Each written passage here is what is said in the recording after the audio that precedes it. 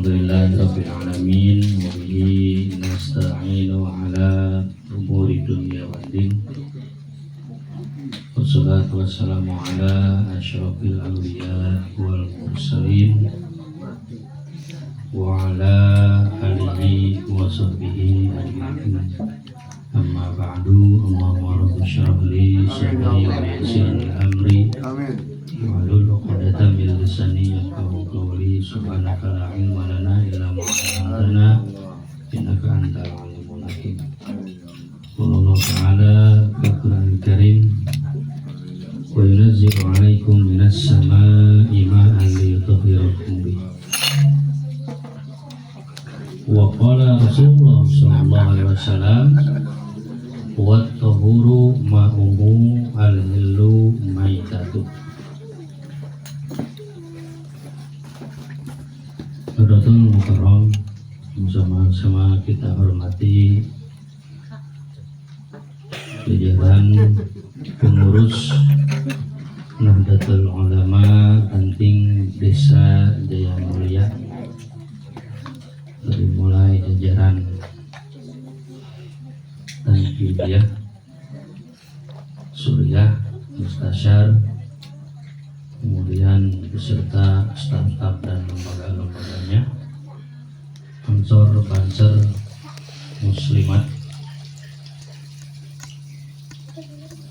Mohon maaf tidak bisa saya sebutkan satu persatu, namun tidak mengurangi rasa hormat saya kepada para kiai, para ajengan.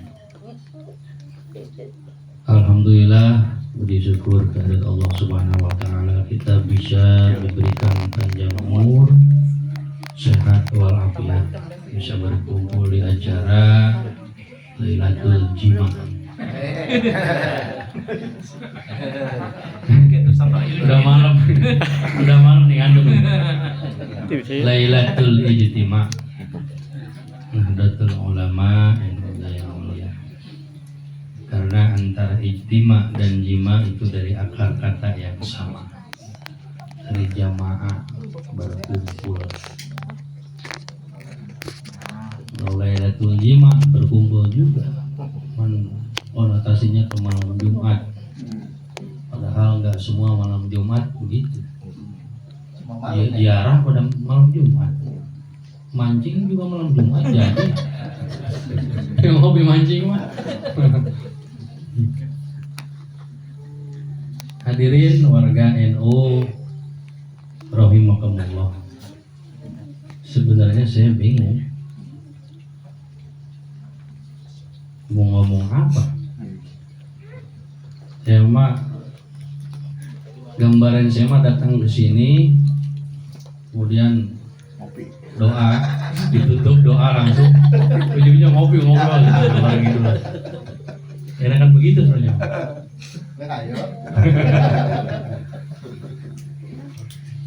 Jadi biar enggak terlalu ngawur, saya bawa kitab aja.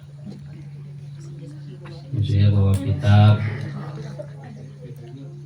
pegangan warga NU dan seluruh santri di Nusantara.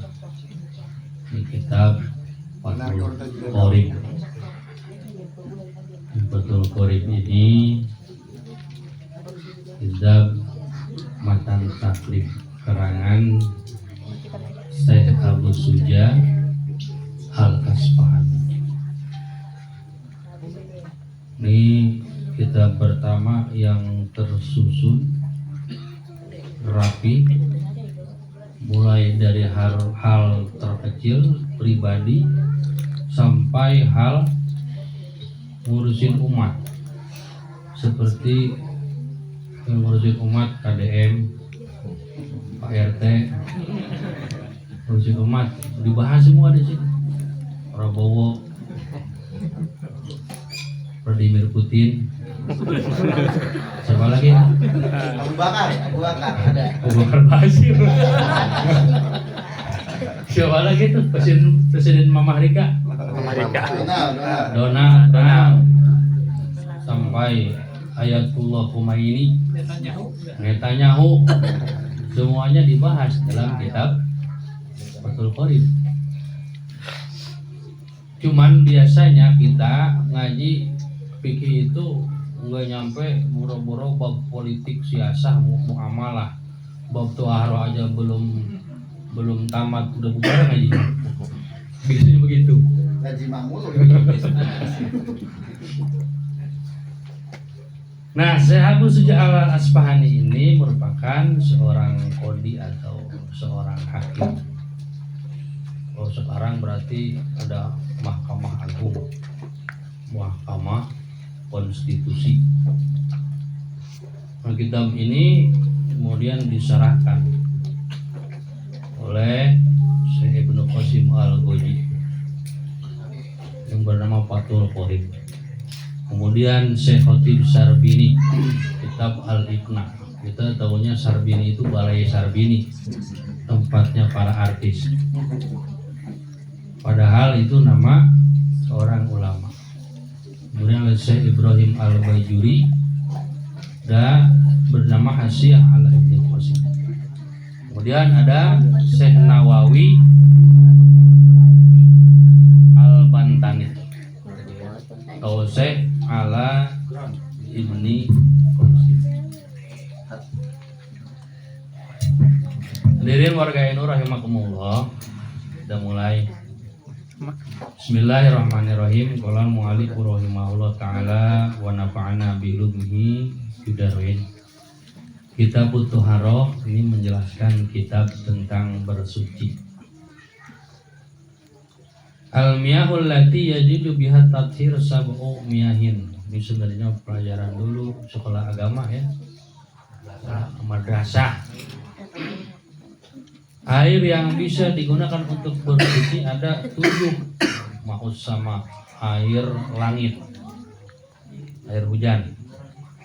Ma'ul bahri air laut, ma'un nahri air sungai, ma'ul biri air sumur, sumur timba, sumur pompa, sama sumur bor, sumur sanyo. Sumur. Wa maulain mata air. Bapak-bapak, ibu-ibu yang suka ke Puncak 2, Curug Pamingkis, Curug Ciherang, itu maul ain. Wa maul zalji, air salju, air yang turun dari langit berbentuk cair kemudian di tengah jalan membeku, salju. Kemudian maul barodi, kalau di pesantren di logat maul barodi lan cai hujan buah. Ngelamun aja hujan buah. Iya, ngelogatnya begitu. Kalau hujan buah anggur enak kayaknya, buah jambu. Oh, ternyata maul barid ini air yang turun dari langit dalam bentuk padat tuh. Kemudian mencair di tengah jalan sampai ke permukaan bumi, cair sebagaimana ditemukan di Mekah. Disaksikan oleh Syekh Nawawi Al-Bantani. Ini Syekh Nawawi yang menyaksikan. Kalau dulu kita waktu kecil, saya pribadi tahun 90-an ngalamin air hujan es, tapi siga pelang kaling, siga curug. Udah, protak di genteng. Langsung udah ditelan aja kayak minum es. Nambul es bocah, tapi belum nemu lagi nih. Sekarang mau hujan rudal. Di Iran dan Israel hujan rudal. Nah, air ini wa nunazzilu 'alaikum minas sama'i ma'an litahhirakum bi. Allah menurunkan kepada kalian dari langit air untuk mensucikan. Kemudian di dalam surat Al-Anfal ada lagi yughashikumun nu'asa amanatam min. Ketika Allah menjadikan kalian mengantuk, ahli perang Badar Perang Badar itu malam 17 Ramadan tahun 2 Hijriah. Ramadan yang pertama umat Islam diperintahkan puasa. Turun ayat perintah puasa bulan Sya'ban tahun 2 Hijriah. Jadi Ramadan 2 Hijriah itu bulan Ramadan pertama umat Islam puasa. Udah gitu perang lagi. Malam 17 Ramadan diberikan rasa ngantuk semua oleh Allah Subhanahu wa taala sahabat 13. Tidur semua. Masuklah di dalam tafsir Munir dikatakan iblis datang. Setan datang menggoda para sahabat. Semuanya mimpi basah berjamaah. Kecuali Rasulullah. Karena Rasulullah lam yahtalim qad tutaha mutlaqan abada. Tidak pernah mimpi basah. Jadi sahabat mimpi basah berjamaah. Pas mau sahur bangun jam 2 dipegang celana cepel semua. Saya juga panik. Mangkaning besok mau perang. Biasanya perang itu diambil lokasi yang strategis untuk keperluan logistik, terutama air. Ada sumur Badar, tapi itu udah ada musuh di depan, nggak cukup. Yang ada aja nggak cukup. Akhirnya setan metawahin. Ya, mampus lo. Pada lemes kan? Mampus lo minggu basah semua. Pada lemes. Kalah lo ntar perang. Leklok semua. Turun pertolongan Allah. Allah turunkan hujan. Semuanya sahabat mandi junub berjamaah. Awal itu Gusta Irobil Hadasil Akbari Al-Jamil Bali Ta'ala hujan-hujanan. Waktu itu belum ada sampah clear, belum ada. Digosok-gosok doang. Pabrik Unilever belum ada. Belum dibangun. Bujolek belum ada. Nah setelah itu sahur lah pada mandi tuh ya, hujan-hujanan mandi junub. Nggak pakai nawaitul ghusl kan, zaman Rasul nggak ada nawaitul ghusl lah, udah mandi aja. Itu makan bid'ah. Melapatkan niat untuk menolong hati. Ya usoli nggak ada, usoli fardu nggak ada cuma ada kan itu Imam Mazhab. Memang nggak wajib ini, atau siapa wajib di dalam hati. Nah setelah itu sahur seadanya forma. Kalau kita mah enak belanja dulu belum bulan puasa stop. Cuma itu doang paling kayak yang tukang ngudut membela ngudut daripada sahur. Karena imsak lagi nggak usah makan kan minum kopi aja. Yang paling kencang tuh. Iya. Nah ini ada setelah itu barulah pertempuran Badar setelah sholat berjamaah tinggal melakukan formasi perang, entah formasi menyerang 4-3-3 atau formasi parkir bus 4-5-1. Ya karena itu kan sepak bola itu emang dari strategi perang diciptakan dari strategi perang masa lalu. Karena pemenang perang pada saat itu adalah Imperium Inggris, makanya Inggris yang menciptakan olahraga sepak bola. Jadi pemenang perang. Dia ciptakan sepak bola. Di dalam perang, formasi perang zaman dulu ada kolom tentara bagian tengah, ada muqaddimah tentara bagian depan ujung tombak di striker, kolom bagian tengah playmaker, kemudian maimanah tentara sayap kanan jadi gelandang sayap kanan, CR7 pertama kan gelandang sayap kanan, kemudian Maisaroh tentara sayap kiri itu Ryan Giggs sayap kiri, kemudian Sako Sako itu adalah tentara di belakang cadangan, jadi back, berkembang jadi center back, right back, kemudian apa lagi tuh? Rizky Ridho. Tinggal ditambahin apa namanya, target perang adalah mengalahkan musuh. Bikin apa? Targetnya apa? Oh, targetnya tiang gawang, memasukkan bola ke gawang. Itu kan sepak bola dari taktik perang asing. Berkembang menjadi game Mobile Legend. Tahu Mobile Legend? Siapa hero-nya? Ada Khalid. Itu Khalid dari Khalid bin Walid. Semua pahlawan-pahlawan masa lalu setiap bangsa dimasukkan ke dalam hero Mobile Legend. Kamu mau main Mobile Legend harus hafal itu hero-nya, sejarahnya. Kalau bisa nanti kamu bikin game lagi. Hero Sableng. Bikin game ya, nanti jangan main game mulu, bikin game. Ada air hujan, ada air laut. Lanjutin nggak nih? Lanjut, masih lama. Laut ini Indonesia berada di antara dua laut, Samudra Pasifik dan Samudra Hindia. Karena ini acaranya Lailatul Ihtimam Nahdlatul Ulama, maka Islam masuk ke Indonesia melalui jalur laut.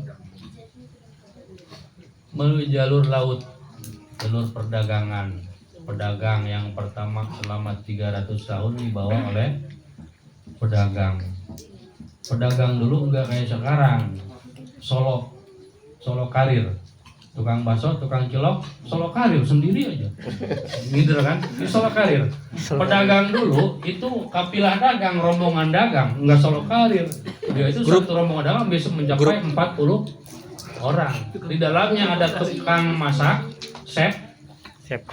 Ya, kemudian ada imam sholat, ustaz berarti.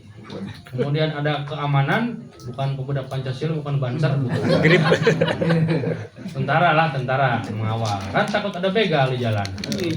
Kalau di laut takut ada rompak. Jadi pedagang itu terdiri dari 40 kapilah dagang, 40 orang. Nanti kalau waktunya sholat ada yang sholatnya.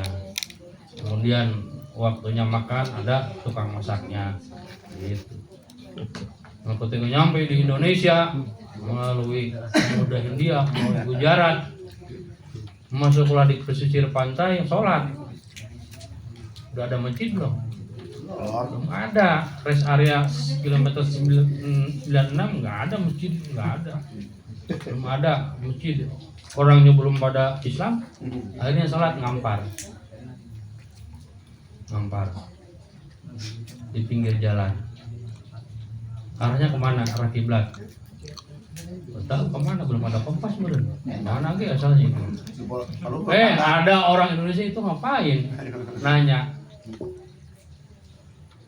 Mang, eta kenaon? Saya lagi sholat menghadap Tuhan yang Maha Esa. Oh, boleh juga tuh, kayaknya enak tuh. Dia pengen belajar akhirnya mengucapkan 2 kalimat syahadat gitu. Kemudian setelah pedagang ditambah dengan ulama sufi abad ke-10. Setelah ulama sufi ditambah ahli politik. Setelah runtuhnya dinasti Abbasiyah, para politisi muslim, birokrat muslim nganggur karena kerajaannya hancur. Pindah ke Indonesia tuh pada birokrat politisi. Jadilah kerajaan Samudra Pasai. Kemudian kerajaan apa lagi? Yang belah sanoan, Perlak. Nah, itu di Sumatera lebih dulu. Kemudian masuk ke Pulau Jawa di kerajaan ada Wali Songo dengan segala macam keahliannya masing-masing. Ada Sunan Maulana Malik Ibrahim, nggak ujuk-ujuk ngajarin, ayo masuk Islam, ayo menyembah Allah, nggak menyembah Allah neraka, kan nggak laku. Bikin sesuatu yang bermanfaat bagi orang-orang di Nusantara. Pada saat itu terjadi paceklik akibat perang saudara, perang Paragreg. Jadi para petani karena perang ninggalin sawahnya nggak ditanam, akhirnya paceklik. Mau Ibrahim bikin apa? Bikin irigasi. Ayo kita nyawah lagi. Tuh. Orang tadinya paceklik kelaparan bisa makan lagi dengan jasa Wali Songo. Barulah mendakwah. Jadi jangan kalau dakwah di tempat yang masih awam jangan disamakan dengan dakwah di pesantren ngatur santri. Sholat berjamaah siksa. Ngaji nggak mau ngaji siksa. Cuma di pesantren itu mah. Tajir. Itu. Jadi kalau di tempat umum mah enggak bisa begitu. Yang ada head ustad kayak gitu. Amat sih. Nah itu perkembangan Islam di Nusantara, penyebaran Islam di Nusantara. Nah kemudian ada air sungai, baik lagi nih. Kalau air hujan mah ini juga habis hujan, nggak bisa dibahas. Itu urusannya BMKG, saudaranya BKMT.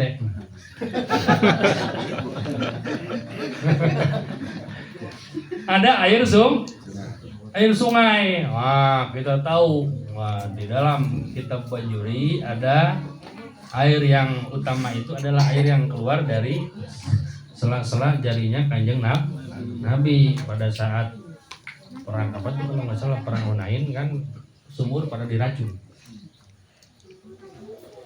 Akhirnya minumnya dari air yang keluar dari sela-sela jari Nabi, itu yang paling utama. Kemudian nomor 2 kalau nggak salah air jam-jam apa air telaga Kausar ya, 2-3-nya lupa lagi saya, cari aja sendiri ya. PR. Kemudian yang berikutnya air yang utama adalah Sungai Nil. Setelah sungai ini Sungai Efrat dan Tigris yang ada di Mesopotamia atau Irak. Kemudian Sungai Sir Darya dan Sir Amudarya di Transjordania, perbatasan antara Persia dan Asia Tengah. Selanjutnya Sungai Citarum, Cipaminggis.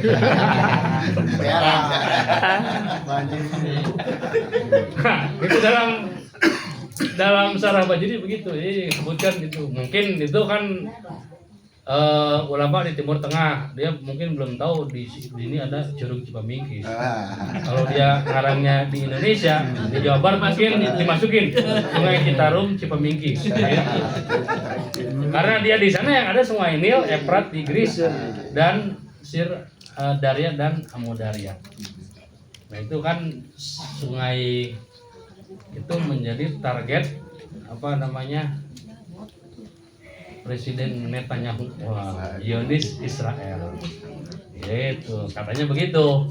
Di Israel Raya itu nanti dari Sungai Nil sampai Efrat dan Tigris. Kalau bisa terus sampai Amudarya, Sungai Indus di India, terus Sungai Mekong di Cina, terus sampai Cipaminggis. Untuk menguasai dunia. Iya, itu sungai. Wilayah target Zionis Israel Raya. Katanya. Mana PNI sebelahnya? Sungai Cikarang. Sungai Cikarang. Target. Siap-siap. Ini Selang Baru itu berada di antara 2 sungai. Di sebelah timur Sungai Cikarang, sebelah barat Sungai Cikarang, sebelah timur Sungai Cipaminggis. Yang ada di GIC. Cipaminggis ini antara 2 sungai ini. Selang Baru sangat strategis. Makanya mungkin bisa nanti Vladimir Putin memberikan bantuan nuklir bisa dibangun di sini di Serang Baru. Jadi pangkalan ini Siap Jaya Mulia. Tahan dulu, Pak. Ini aja di sini. Nah, ini terkait isu sekarang yang lagi panas, Iran versus Israel. Nah, ini juga kita tinggal bagaimana melihat dari sudut pandangnya. Mau lihat dari sudut pandang agama, silakan. Jihad bisa kemudian dari sudut politik dalam negeri dan politik luar negeri dan geopolitik, nanti itu beda lagi. Ya kalau dari sudut pandang agama ya perang, Israel, Yahudi, hancurkan. Kita mendukung Iran yang menyerang Israel, padahal Iran adalah Syiah itu adalah musuh Sunni. Kemarin Syiah itu Syiah besar, sekarang Iran keren. Nanti Israel, nah itu kan kita jadi standar dua, jadi kayak Amerika gitu. Dia harus melihat kondisi perang di Timur Tengah dari berbagai kacamata. Kemarin ada acara apa? Demo di Dubes. kemarin itu yang acara Palestina, dukung Palestina. Bekasi stadion. Stadion. Stadion ya. Ya, Bila Ya Palestina. nggak apa-apa ya. Kita mau ikut aja nggak apa-apa. Di sana juga kan ujungnya ngopi di warung. Biasa aja. 212 dulu juga sama begitu saya ikut. Ngopi di ini, ngopi. Udah di tengah jalan tol ditutup, kapan lagi? Jarang-jarang ya. Apa-apa. Itu kan bagian dari budaya orang-orang di Indonesia suka berkumpul. Kita husnuzon aja udah. Oh, ada acara demo di sana, berkumpul. Ketika ada kumpul orang, tukang cilok, tukang bakso, tukang es pasti kumpul pasti datang. Walaupun itu lagi menyerang operasi menangkap teroris. Tukang cilok mah datang, jualan, orang teroris lagi diburu, dia mau dagang, jualan. Kesempatan. Kayak gitu, itulah uniknya negara kita, Indonesia. Nah, perang salib pun dulu kita bisa melihat dari berbagai kacamata. Dan konflik Palestina sekarang juga memang pengulangan dari konflik yang dulu. Kenapa negara-negara Arab bukan nggak ada yang berani melawan Israel, hanya Iran saja. Terus orang Indonesia ngapain doang tuh? Nonton. Menilai doang. Gitu. Tapi nggak apa-apa buat pembahasan nggak ada pembahasan lagi di pos ronda, nggak ada pembahasan hobi, sah-sah aja. Asal jangan membahasnya kita kesel banget sama presiden kita, nggak ngapa-ngapain. Coba aja lu jadi presiden, bisa nggak menekan Israel? Iya, jadi bukan lo ngomong gampang kayak nonton bola. Kesel banget tinggal rendang itu. Emang gak capek kalau kita main futsal aja. Keinginan masih banyak pengen nendang tapi tenaga udah ada, hanya nendang angin kan. Jadi perang salib dulu. Salahuddin Ayyubi menjatuhkan dunia Islam. Ketika dunia Islam pada saat itu terpecah-pecah, negaranya nggak bersatu, sama seperti sekarang Timur Tengah nggak bersatu. Fotokopi dulu, zaman dulu fotokopiannya. Tinggal nunggu tokoh yang bisa menyatukan umat. Ketika bisa disatukan, semuanya pada datang. Mujahid dari Yaman, dari Afrika Utara berbondong-bondong datang untuk berjihad membebaskan Baitul Maqdis. Tapi kita suka melihat itunya doang. Melihat kesuksesannya. Wih, udah Ibu berhasil menaklukkan Baitul Maqdis. Kita tidak melihat bagaimana prosesnya untuk menuju ke sana dan apa yang terjadi setelah itu. Itu. Prosesnya pasti sangat berat, sulit.